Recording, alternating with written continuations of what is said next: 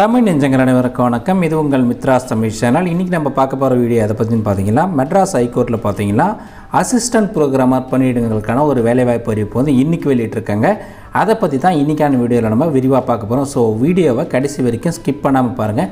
இந்த மாதிரியான யூஸ்ஃபுல்லான வீடியோஸ் எல்லாம் நீங்கள் மிஸ் பண்ணாமல் பார்க்குறதுக்கு மறக்காமல் சேனலை சப்ஸ்கிரைப் பண்ணிவிட்டு கூடவே இருக்க அந்த பெல் பட்டனை மறக்காமல் ப்ரெஸ் பண்ணிவிடுங்க.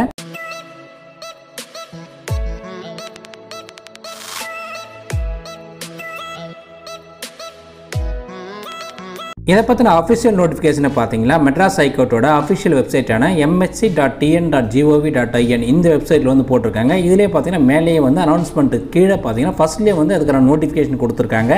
அந்த லிங்கை கிளிக் பண்ணிங்கன்னா இந்த நோட்டிஃபிகேஷன் வந்து டிஸ்பிளே ஆகும். நானும் இதோட லிங்க்ஸ் எல்லாமே வந்து கீழே டிஸ்கிரிப்ஷனில் கொடுத்துருக்கேன், செக் பண்ணி பார்த்துங்க.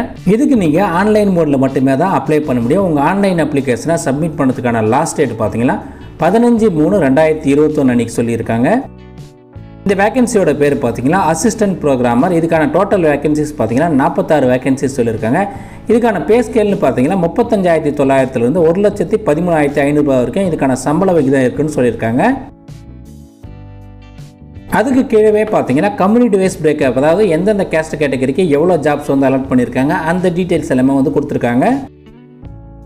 வேலைக்கு அப்ளை பண்ணுறதுக்கான வயது வரம்பு பொறுத்த வரைக்கும் பார்த்தீங்கன்னா எல்லா கேஸ்ட் கேட்டகரியுமே பார்த்தீங்கன்னா மினிமம் வந்து 18 வயசு சொல்லியிருக்காங்க. எஸ்சி எஸ்டி எஸ்சி அருந்ததியர், அதுக்கப்புறம் எம்பிசி டிசி பிசி பிசி முஸ்லீம், அதுக்கப்புறம் ஆதரவற்ற விதவைகள், இவங்க எல்லாருக்குமே பார்த்தீங்கன்னா மேக்ஸிமம் ஏஜ் லிமிட் பார்த்தீங்கன்னா 35 வயசு வரைக்கும் சொல்லியிருக்காங்க.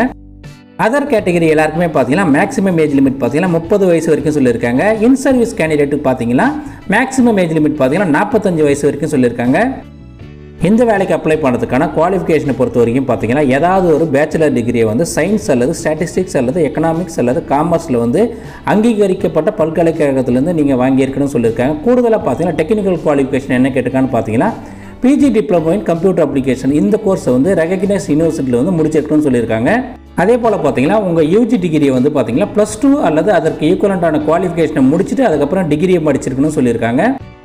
அதே போல் பார்த்தீங்கன்னா ME MTech BE BTech MCA அதுக்கப்புறம் பார்த்தீங்கன்னா எம்எஸ்சி கம்ப்யூட்டர் சயின்ஸ் இந்த மாதிரி பார்த்தீங்கன்னா ஒரு லிஸ்ட்டு நிறைய கொடுத்துருக்காங்க. அந்த கோர்ஸை படித்த எல்லாருமே வந்து பார்த்தீங்கன்னா பிஜிடிசிஏ படிக்கிறதுலேருந்து எக்ஸம்ஷன் கொடுத்துருக்காங்க. என்னென்ன கோர்ஸ்னு பார்த்தீங்கன்னா எம்இ எம்டெக், அதுக்கப்புறம் பிஇ பிடெக், அதுக்கப்புறம் MCA MSc computer science MSc ID MSc software engineering இந்த மாதிரி நிறைய கொடுத்துருக்காங்க. இந்த பேஜில் கொடுத்துருக்காங்க.